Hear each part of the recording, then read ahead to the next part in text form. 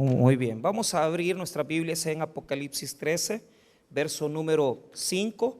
Vamos a estar estudiando del 5 al 8 y vamos a estar aprendiendo acerca de este punto importante de la personalidad del anticristo. Apocalipsis 13, verso 5 en adelante.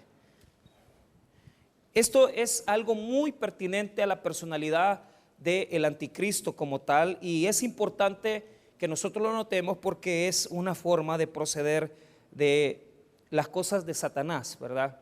Las cosas que el enemigo funciona o utiliza.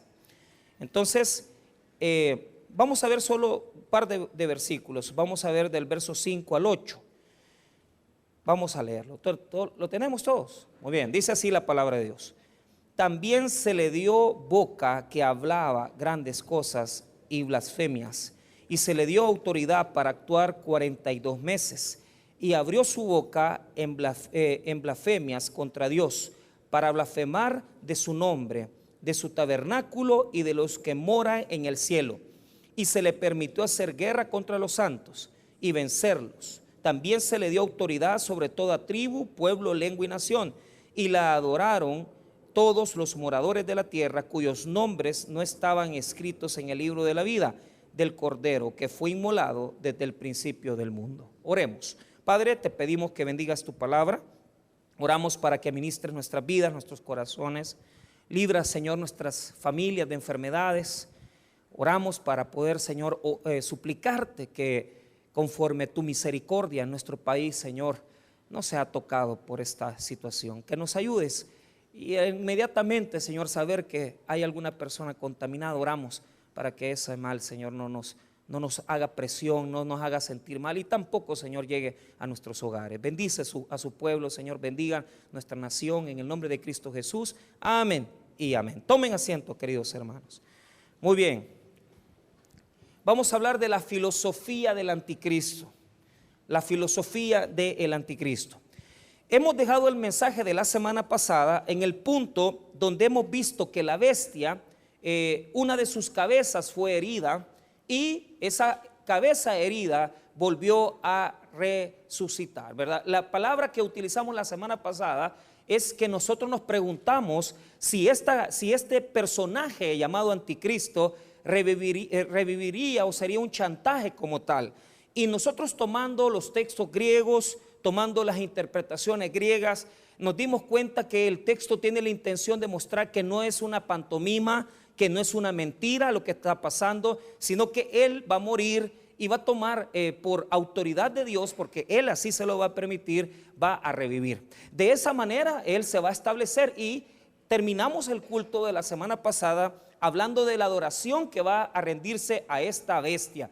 La bestia como tal, según el Apocalipsis, es el anticristo. Les he dicho constantemente que el anticristo recibe varios nombres, ¿verdad?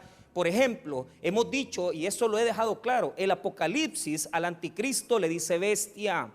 ¿Por qué razón? Porque está presentándola como una condición, como un imperio, pero al mismo tiempo que es un imperio, es un gobierno. O sea, si usted lo quiere presentar con una, digamos, una palabra más moderna, está liderado por un hombre, y a pesar que es imperio, también es un hombre, es un personaje, ¿verdad? La bestia. Tomada esa palabra desde aquel texto de Daniel capítulo 7, que nos dice que las bestias son imperios, son gobiernos, que se ven imperios mundiales, ¿verdad? Y lo que hemos aprendido es que la gente le va a rendir culto a la bestia de esa manera. Terminamos el sermón de la semana pasada en el versículo número 4, mire lo que dice: y adoraron al dragón que había dado autoridad a la bestia, y adoraron a la bestia diciendo: ¿quién como la bestia y quién podrá luchar contra ella? Y yo les expliqué la semana pasada que esta es una burla de un texto que se encuentra en Éxodo que dice: ¿quién como Dios, verdad? ¿Quién como el Señor? Es una burla porque él va a tomar la divinidad, él se va a conceder privilegios y se va a conceder ciertas condiciones divinas para que la gente le pueda dar a él adoración. Ahora, ¿qué es lo que está sucediendo en estos versículos? El verso número 5 nos va a enseñar la filosofía que va a tener el anticristo. el verso número 6 nos va a revelar más o menos un poco acerca del culto, cómo se va a llevar a cabo, cómo se va a desarrollar, cuáles son los factores que él va a tratar de poder destruir del pueblo, ¿verdad? Y el versículo número 7 nos va a decir cuáles son las autoridades que se le van a entregar al anticristo como tal. El versículo 8 nos va a dar los resultados de esa condición que van a tener de adoración hacia la bestia. Muy bien, veamos un poco el verso 5, veamos lo que está señalándonos poquito a poco el texto de Apocalipsis. Nos dice dos elementos importantes. Primero, que con su boca, mire bien, que con su boca habla grandes cosas. Es un primer elemento. Mire lo que dice, versículo 5. También se le dio boca que hablaba grandes cosas. Pero vea, cuando se refiere a grandes cosas, tiene que ver con arrogancia. Un pecado que va a ser perteneciente al anticristo va a ser su arrogancia. O sea, las grandes cosas que él va a hablar es que él va a establecer, él va a decir, yo tengo respuestas para los problemas, yo tengo resolución para los problemas, pero todo lo que va a presentar es una condición arrogante hacia su misma persona. Entonces, es interesante, ¿sabe por qué? Por esta razón. Nosotros en Romanos, y no quiero que lo vaya a buscar, sino que solo medite conmigo. Si tenemos en el proyector la oportunidad de poner este versículo, quisiera que lo pusieran. Romanos 13:1, no lo busque, sino que yo se lo leo, dice así: sométase toda persona a las autoridades superiores, porque no hay autoridad sino de parte de Dios, y las que hay por Dios han sido establecidas. Entonces, el verso de Romanos 13 nos dice que hay que someterse a las autoridades. Pero mire qué interesante. ¿Qué es lo que me está diciendo a mí Apocalipsis capítulo 13 verso 5? Vea, no hay un solo gobernante del mundo que gobierne solo por una cosa, porque Dios da la autoridad. Entonces, si el señor presidente, el señor Nayib Bukele ha ganado la presidencia, es porque así Dios lo ha dado, así Dios lo ha permitido. De igual manera, los presidentes de todo el mundo gobiernan porque Dios así se los ha permitido. Ahora, ponga atención, el poder con el que ganan, la posición que tienen es legítimo y es de Dios. Es de Dios. O sea, yo no puedo decir que el señor presidente lo puso Satanás. Yo no puedo decir que al gobernante fulano lo puso Satanás. Eso es incorrecto, porque bíblicamente en la teología de Pablo y en la teología antibotestamentaria se me dice que Dios es el que quita y pone reyes. Ahora, ¿cuál es el problema? Permite Dios que el gobierno, que la institución sea utilizada por el diablo. ¿Por qué razón? Mire lo que dice el versículo 5. También se le dio boca que hablaba grandes cosas. Pero mire lo que dice, se le dio, dice. ¿Quién se la dio? Esa condición de hablar cosas grandes. ¿Quién? Y vea lo que dice después del punto y coma. Y blasfemias. Y se le dio autoridad para actuar 42 meses. O sea, Dios va a permitir que Él tome este control. La palabra que utiliza el griego para decir que se le ha dado, mire, no solo este versículo dice que se le ha dado, también el versículo número 6 dice, perdón, el versículo número 7 dice, y se le permitió. O sea, se le dio y se le permitió. Es la misma palabra en el texto griego, y la palabra que denota concesión es la palabra eidetos, que quiere decir que se la da Dios, se la permite Dios. O sea, el diablo lo gobierna, el diablo lo dirige, pero Dios lo permite. ¿Qué quiere decir este texto? Quiere decir que aunque Satanás va a gobernar por el anticristo, es porque Dios lo permite. Entonces, no es que Dios está dominando las cosas malas, no. Satanás ocupa el poder gubernamental para hacer sus propios decretos, para hacer sus propias leyes. Porque la pregunta que yo le voy a hacer es, ¿cómo el diablo domina los gobiernos? Y la respuesta es una: con leyes. Él impulsa las leyes. Él es el que gobierna las leyes. Mire, a mí me da mucha tristeza, porque la gente piensa que Satanás anda poseyendo gente cada rato, y como que el diablo anduviera interesado en andársele metiendo a las personas. Claro, demonios hay, pero Satanás no anda metido en eso. Satanás lo que anda haciendo es trabajando dos cosas: leyes en los países para que se aprueben cosas en contra de Dios, y anda trabajando para que los países pasen en guerra constantemente. Entonces, ¿qué es lo que está mostrándonos aquí el texto? Que aunque Dios ha permitido las cosas, Dios lo tiene gobernado. ¿Por qué razón? Porque solamente le va a permitir que administre por 3 años y medio, 42 meses son 3 años y medio, lo que él va a poder tener competencia, lo que él va a poder tener ese proceso de poder actuar libremente con todo el poder del anticristo. Entonces, vea, vuelvo a repetir, la filosofía es dialéctica. ¿Por qué razón? Porque tiene que utilizarse, primero, la autoridad de Dios, porque Él se la permite, pero es limitada. ¿Y cuál es la condición? Él va a dominar por imperio de ley. No es que va a venir y que va a hacer solo un culto, no. La ley le va a conferir a Él el poder y la autoridad. ¿Por qué razón? Porque la palabra que dice el versículo 5 dice, y se le dio autoridad, exausía en griego, quiere decir que se le dio un poder de representación. O sea, él va a tener un poder legal de representación fuerte y poderoso. Ahora, ¿para qué va a ocupar ese poder legal que se le va a dar? ¿Para qué va a dar ese poder? Mire, ¿para qué se le da ese poder? Por ejemplo, nosotros en nuestro país vimos cuando hicieron la toma de posesión del señor Nayib Bukele. Y para el acto de toma de posesión se necesitan ciertos requisitos que tienen que cumplirse bajo la Constitución. Pero ¿qué es lo que les quiero mostrar? El señor Bukele tomó la autoridad. Para que él gobierne va a tener que recibir la autoridad legal. Él no puede gobernar sin autoridad legal. Ahora, cuando él tome el poder, va a tener una forma de poder guiar las cosas. Y mire, esto es lo que le quiero mostrar. Veamos el verso 5 nuevamente. También se le dio, vaya, esa palabra quiere decir que Dios lo ha permitido, boca que hablaba grandes cosas y blasfemias. Habla grandes cosas porque es arrogante, pero dice que habla blasfemias.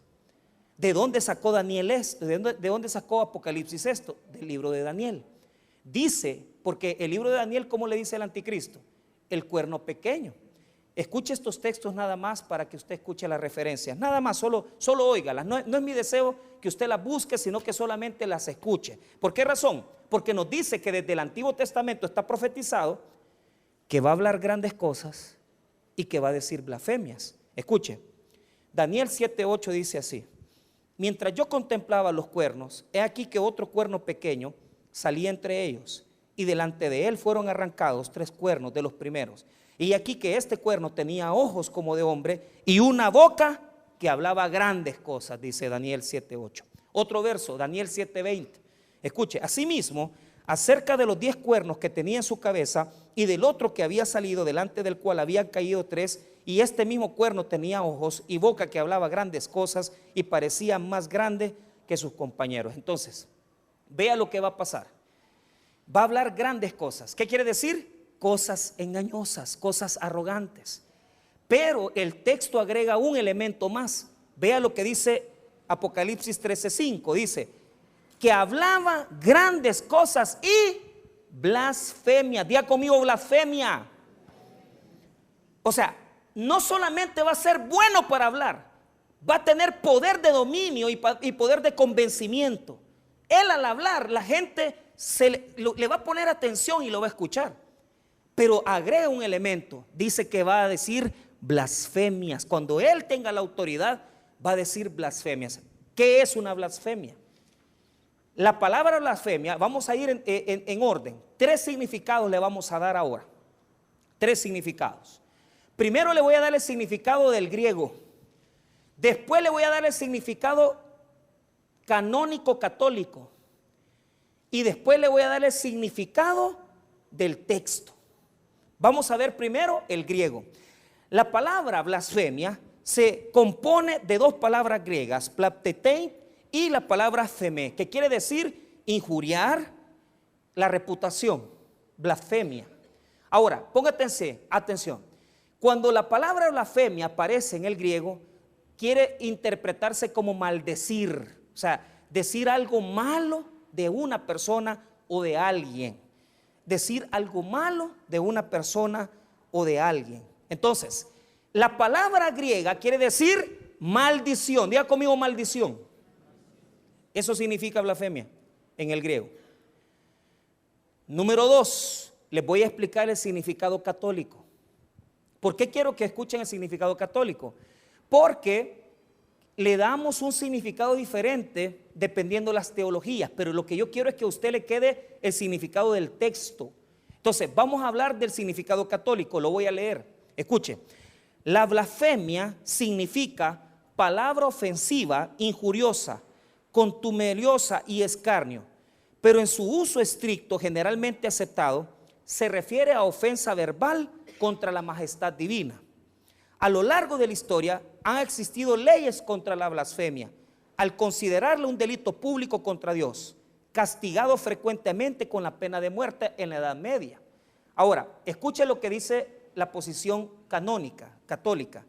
Según el derecho canónico, la blasfemia era toda palabra injuriosa a Dios, distinguiéndose por su gravedad entre la blasfemia herética de la no herética, y por el objeto de la misma entre la blasfemia directa, que es la que se profesa en contra de Dios, y la indirecta, que es proferida a la Virgen María o a los santos o los sacramentos.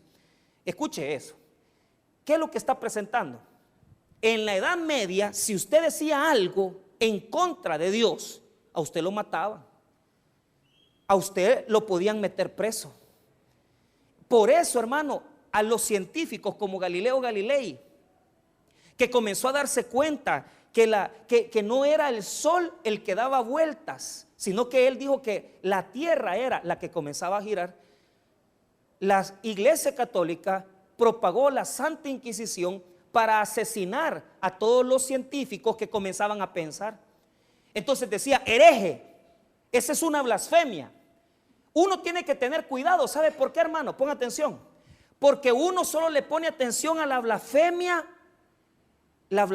declarada. Por ejemplo, cuando usted comienza, yo soy una persona, yo me acuerdo que entré en un cine hace unos años, hace unos 6 años, y yo llegué con mi esposa a ver una película de un oso que a mí me pareció un oso tranquilo, un oso cariñoso, ¿verdad?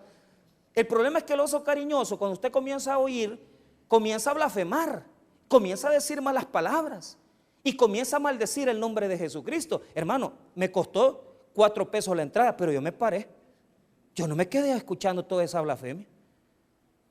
Cuando hablan de mi Señor Jesús, yo me levanto, porque yo no voy a permitir que hagan chistes de las cosas de Dios, que hagan chistes de las cosas del Señor, o que digan directamente cosas en contra de Jesús. Entonces, las canciones de metal pesado y de metal oscuro tienen esa connotación. Le dicen al joven que Dios no existe, que ellos son dioses, declárate Dios, que eres un títere, que Dios no existe en el mundo. Entonces, cuando yo escucho eso, ¿qué es lo normal que tiene que haber en mí? Repudiarlo. ¿Sabe cuál es el problema? Que aquí hay gente que la música oscura y la música que degrada a Dios le encanta. Eso es una mala señal de que estamos endurecidos.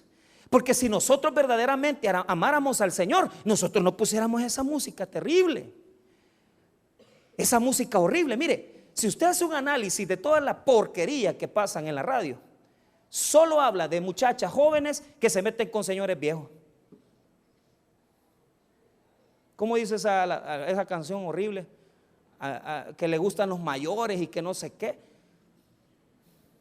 Porque, pues sí, ellos dicen old school, que quiere decir la vieja escuela, ¿verdad? Nosotros, la gente educada que tenemos 40 años, regalábamos flores, abríamos la puerta del carro. Estos bichos no, estos bichos ni piden permiso, ya la están besando.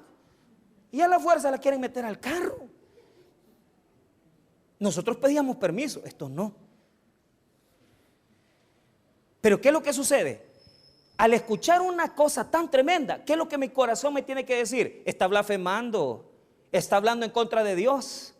Entonces, ¿qué hago yo? rapidito yo me aparto, yo no quiero oír eso, no quiero saber de eso.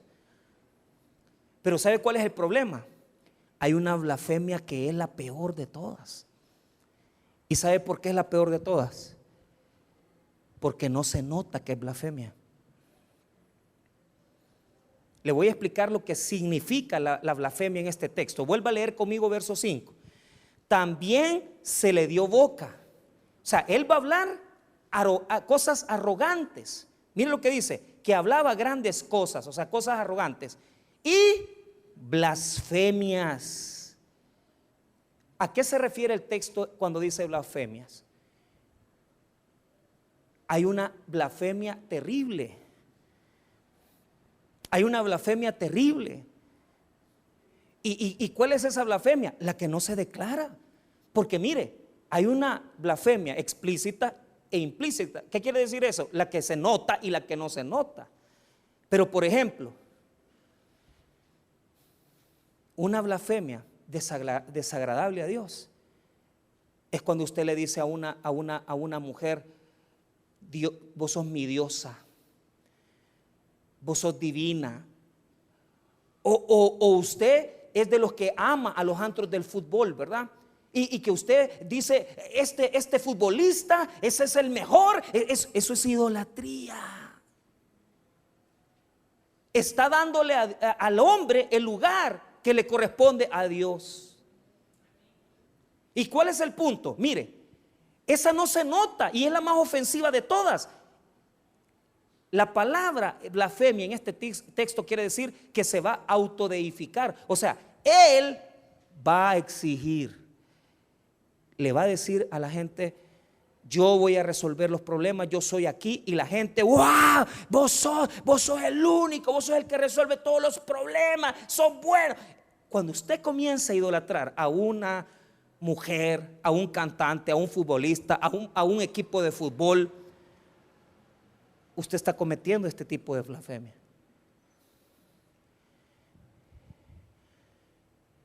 Entonces, eso ante los ojos de Dios, eso es lo que está queriendo decir el texto. Deificar a una persona en lugar a Dios. Deificar a un ser en lugar a Dios. Poner a una persona como que fuera Dios. Eso es lo que está queriendo decir el texto. Y dice que él va a hablar cosas grandes, pero él no va a decir, ¿usted cree que va a decir: yo soy el diablo y aquí tengo los dedos satánicos? No, hombre, eso no lo va a hacer. Yo me estaba dando cuenta que los hermanos del Ministerio de Sordos han puesto los dedos así, ¿verdad? Yo no sé qué significa, pero me imagino que significa algo bueno, ¿verdad? No es algo malo. Pero ¿cuál es el problema? ¿Usted cree que se va a presentar: yo soy el representante de Satanás? No, él se va a presentar así, como ángel de luz. Pero detrás de él está Satanás. Él no va a manifestar esas cosas. Ahora, vea lo que nos va a enseñar el versículo número 6. El versículo 6 nos dice el discurso que va a tener él. Mira el discurso que va a tener este personaje. El discurso es hablar en contra de 3 situaciones de Dios, 3 cosas que él va a atacar. Y esta va a ser la espiritualidad del anticristo. Mire, primero le di la filosofía, ahora le voy a enseñar la espiritualidad del anticristo. Mire lo que dice el versículo número 6. Y abrió su boca en blasfemias contra Dios. Primero, exegetemos la primera palabra. Y abrió su boca. Diga conmigo: abrió su boca. Eso aparece en un texto del Evangelio de Mateo, cuando Jesús comenzó a dar las bienaventuranzas. En Mateo 5, versículo 2, 4. Oiga lo que dice. Mateo 5, versículo 2 al 4. No lo lea. Yo se lo voy a leer aquí. Si usted quiere, si lo tenemos en programación, lo podemos poner. Escucha lo que dice. Y él, abriendo su boca, les enseñaba diciendo: bienaventurados los pobres en espíritu, porque de ellos es el reino de los cielos. Bienaventurados los que lloran, porque recibirán consolación. ¿Qué significa abrir su boca? Que el discurso es largo.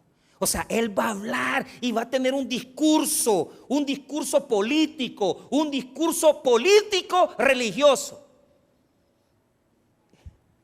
Pero mire cómo va a ser. Mire cómo va a ser. Ponga atención. Es un discurso político religioso. Versículo 6, abrió su boca, quiere decir que es largo lo que va a decir y va a repetirlo muchas veces. Cuando el Evangelio de Mateo dice y abrió su boca, quiere decir que habla largamente, es un discurso largo. Eso es lo que está detrás del texto. Pero vea lo que dice el verso 6, y abrió su boca en blasfemias contra Dios. Se va a poner así y va a comenzar a decir: Dios no sirve, Dios nos ha abandonado. Lo que dijo Nietzsche, los que saben un poquito de filosofía, un poquito modernista. Nietzsche dijo que Dios ha muerto, pero muchos satanizan eso. Nietzsche dice, no Vladimir, ¿verdad? Nietzsche, vete Vladimir, yo lo invité a que fuéramos a La Palma, él me corrió, solo bajó una vez, ya venía con los zapatos empolvados, ya no quiso volver. Sí, es que sudó. Entonces, bueno, pero igual, mire, Nietzsche dijo: Dios ha muerto. ¿Por qué? Entonces todo dice: el diablo, Satanás. No, tenía razón. Uy, pastor, usted es un blasfemo. No, ¿sabe por qué? Porque Nietzsche estaba hablando de la Ilustración. Cuando llegamos a la Ilustración después de la Revolución Francesa, ¿sabe qué pasó? El mundo sacó a Dios de todas sus filosofías, de todas sus concepciones científicas. Dijeron: Dios no lo queremos en nuestra vida. Y pasamos del teocentrismo al antropocentrismo. Quiere decir, Dios no lo queremos, a Dios no queremos que nos diga nada, nosotros somos dioses. Así dijo el mundo. Y por eso estamos como estamos, mire. Por eso estamos como estamos. Porque se prohibió la lectura de la Biblia. Porque la gente no quiere que el Estado de El Salvador es un Estado laico. ¿Qué quiere decir eso? Quiere decir que respetamos todas las confesiones religiosas, pero no podemos leer la Biblia en las escuelas porque no sabemos qué versión vamos a leer. Imagínese usted. Y en las escuelas los mareros, los pandilleros agarrando a nuestros hijos. El mundo quiso sacar a Dios. Por eso Nietzsche dijo eso. Entonces no es que va a venir el anticristo y va a decir: ya no adoren a Dios. ¿Sabe qué va a decir? Ponga atención pues. Él no va a decir eso. Él va a blasfemar de una forma indirecta. Él va a decir el macroecumenismo. Todos aquí tenemos dioses, un Dios, amén, ¿sí o no? También los testigos de Jehová, también los adventistas, los musulmanes. Y les va a decir a todos que Dios es uno para todos. Macroecumenismo. ¿Tenés una religión, una fe? Cree en este ser superior. No importa si vos le llamás Yahvé, si le llamás Jehová, si le llamás Jesús, si le llamás Alá. No importa tu religión, todos somos uno. Eso es lo que va a hacer este impío. ¿No cree usted que se va a poner a maldecir a Dios? No, él es astuto. Él va a decir: adoren no importando su religión, todos somos una sola religión. Uy, hermano, eso es fuerte. Eso es fuerte en categoría teológica y en categoría religiosa. ¿Por qué? Porque no se va a poner a pelear con Dios.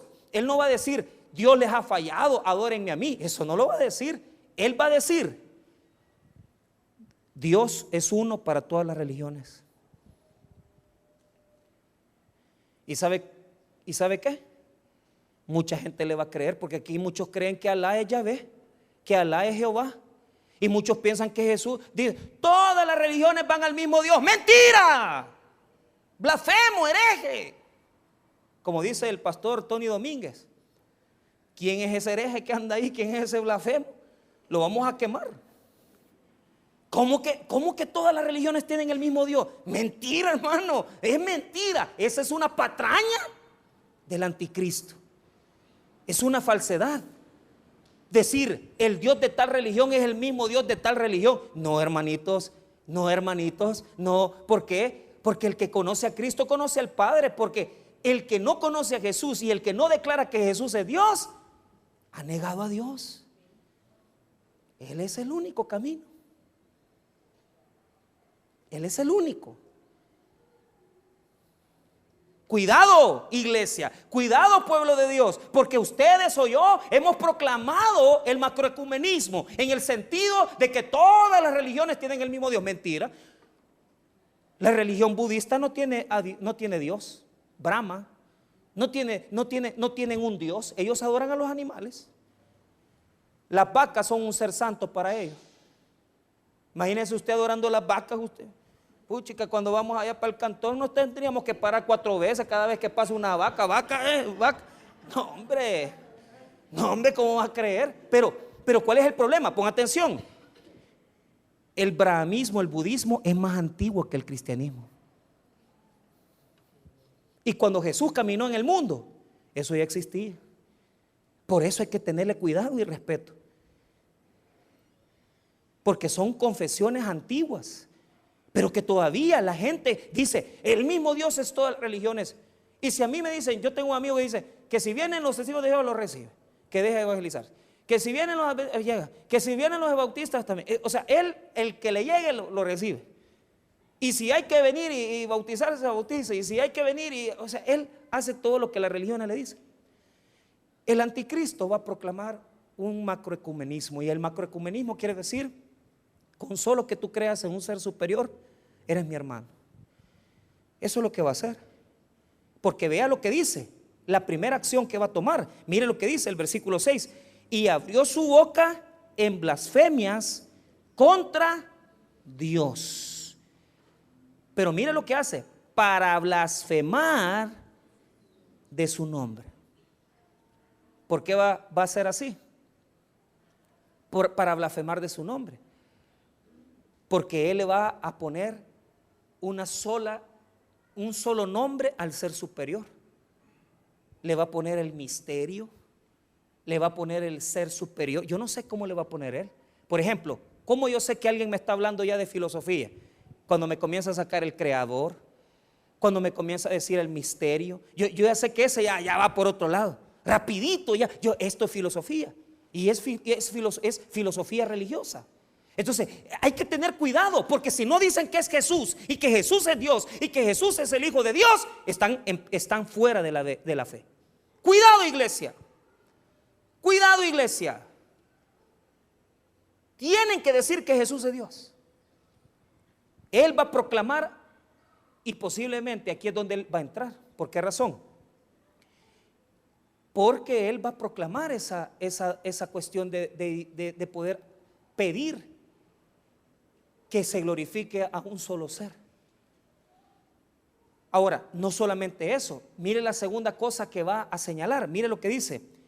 Y abrió su boca en blasfemias contra Dios, para blasfemar de su nombre, de su tabernáculo y de los que moran en el cielo. 3 cosas. Dice en el tabernáculo, o sea, quiere decir su casa o su morada. Entonces, Él va a señalar y va a establecer blasfemias en contra del nombre de Dios, en contra de donde Dios vive, y va a establecer blasfemias en contra de lo que está en el cielo. Ahora, ¿a qué se está refiriendo el texto cuando dice las cosas que están en el cielo? O sea, la misma iglesia, las mismas cosas divinas, las mismas cosas de Dios, Él las va a poner por el suelo. Él va a decir, no se preocupen, adoren. Ya lo vamos a ver la próxima semana. Adoren esta imagen. Esta es la imagen a la que tienen que adorar. Esta es la imagen a la que tienen que adorar. ¿Y sabe qué, hermano? Esto es lo que dice la misma historia. ¿Por qué razón? Él lo va a hacer estableciendo un decreto. El decreto que el presidente ha establecido ahorita prohíbe que se hagan reuniones de más de 500 personas. Si el decreto que el presidente establece es que se prohíbe, mire, él no, no va a venir y va a decir, se prohíbe las religiones, no, él va a decir, se establece una sola religión. Y el que no adore en esta religión, se muere. Lo perseguimos, lo asesinamos o lo metemos preso, cualquiera de las cosas. Esa es la forma en que Él va a obrar. Ahora, usted dirá, ¿y cómo es eso, pastor? Vea, aquí le voy a dar un ejemplo. esto no se encuentra en la Biblia, sino que es un ejemplo nada más que lo que hizo Antíoco Epífanes, que ya lo he hablado con ustedes, que es un ejemplo del anticristo. En el año 163 antes de Cristo se lee lo que dice aquí. Escuche bien. En Primera de Macabeos, que no va a aparecer en la pantalla ni los tiene usted en su Biblia, usted tiene que irlo a buscar a la Biblia católica, dice así, ponga atención, mire lo que hizo Antíoco Epífanes. Entró con arrogancia en el santuario y se apoderó del altar de oro, del candelero con todos sus accesorios, de la mesa de los panes sagrados, de las copas, las tazas, los cucharones de oro. En todo Israel hubo una gran tristeza. Los jefes y los ancianos lanzaban ayes de dolor. Las muchachas y los jóvenes perdieron su vigor. Desapareció la belleza de las mujeres. Y escuche lo más importante. Dice que Antíoco Epífanes, oiga, publicó entonces en todo su reino un decreto que ordenaba a todos formar un solo pueblo. Abandonando cada uno sus costumbres propias, todas las otras naciones obedecieron la orden del rey y aún muchos israelitas aceptaron la religión del rey, ofrecieron sacrificios a los ídolos y profanaron el sábado. Por medio de mensajeros el rey envió a Jerusalén y además ciudades de Judea decretos que obligaban a seguir costumbres extrañas en el país. ¿Qué es lo que hizo? Un decreto para que todo mundo dejara el judaísmo y adoraran al dios Júpiter. Eso es lo que él hizo. Es lo mismo que el anticristo está presentando en este momento. La espiritualidad del anticristo es adorar lo terrenal y no lo celestial, adorar lo terreno y no lo del cielo, adorar al hombre y no a Dios, adorar al ser humano y no a Dios. Por eso es que dice que va a blasfemar en contra del nombre de Dios, en nombre de su tabernáculo, o sea, su morada, su lugar. Y número 3, en contra de lo que está en el cielo. O sea, no va a tener nada, nada es en el cielo, todo está en la tierra. Algo va a decir él: adoren a esto que está en la tierra, adoren a esto que está en la tierra. Y usted dirá, ¿y le van a hacer caso, pastor? Sí, porque mire lo que dice el versículo número 8, mire lo que dice el versículo 7, perdón. Mire, dos cosas. Y se le permitió hacer guerra contra los santos y vencerlos. También se le dio autoridad sobre toda tribu, pueblo, lengua y nación. Y 8, y la adoraron todos los moradores de la tierra cuyos nombres no estaban escritos en el libro de la vida del Cordero, porque fue inmolado desde el principio del mundo. Dos cosas se les va a permitir. Uno, las personas que no se inclinan ante adorar a este sistema religioso, que no sabemos que cuando veamos la gran ramera lo vamos a ir viendo. El que no se incline va a ser vencido, y eso quiere decir que va a morir. Van a ser asesinados los que no adoren este sistema. Y número 2, dice que los que no van a quedar, porque van a morir los que van a decir: nosotros no adoramos a la bestia. Pero los que queden vivos van a rendir adoración a la bestia y van a decir: ¿quién como la bestia? ¿Quién como la bestia? Y lo van a adorar. Y esto está en la historia, hermano. Escuche cómo comenzó el culto a los hombres. Ponga atención al culto a los hombres. Le voy a hablar de Calígula y ya voy a terminar. Oiga, Calígula, emperador y Dios en vida. Desde ese momento comenzó a atribuirse la majestad divina. Dio pues el encargo de que fueran traídas de Grecia las estatuas divinas más veneradas y artísticas, entre ellas la de Júpiter, para quitarles la cabeza y ponerles la suya. Prolongó una parte de su palacio hasta el foro, y tras haber transformado el vestíbulo, el templo de Castor y Pólux, se colocaba a menudo entre las dos imágenes, y se mostraba a los visitantes en el centro del grupo para que lo adoraran. Algunos le saludaron incluso con el nombre de Júpiter. Calígula se ponía en medio de las imágenes y la gente le rendía adoración. Hermanos míos, así como pasó en el pasado, así también nosotros ahora podemos caer en esta arrogancia. Y tal vez el anticristo todavía no domina, pero ¿cuántos aquí todavía estamos adorando al hombre? Y lo demostramos por lo que presentamos en nuestras fotos en Facebook. Nos deificamos, nos presentamos como lo más bello, lo más así, y enseñamos nuestro estilo de vida fantasioso a veces. Algunos ponemos a un futbolista como el ídolo más grande, y algunos otros establecemos como ídolo máximo en nuestra vida es el dinero. Hermanos, la adoración del anticristo tiene estas tres características. Número uno, nunca va a decir que él es del diablo. Él va a decir, todos somos una sola religión. Número dos, jamás él va a decir, vengan y no adoren a este Dios. Él va a decir, esto es lo verdadero, lo terrenal, lo que hay que adorar. Y número tres, va a confundir a las personas. Y la gente que cree en Jesucristo va a morir y va a ser asesinada. Y la gente que quiera venir y vivir va a adorar la imagen y lo va a adorar a Él y va a adorar lo que es humano. ¿Y por qué van a aceptar esto? Porque ya hoy, a pesar que el anticristo no está todavía aquí, ya estamos adorando a los hombres, adoramos al sexo, adoramos al dinero y adoramos las cosas humanas. Hermanos míos, adoremos a Dios, que es lo único que merece toda gloria, honra, honor y nuestra alabanza. Vamos a orar, hermanos. Padre, te damos gracias por tu palabra, gracias por tu misericordia.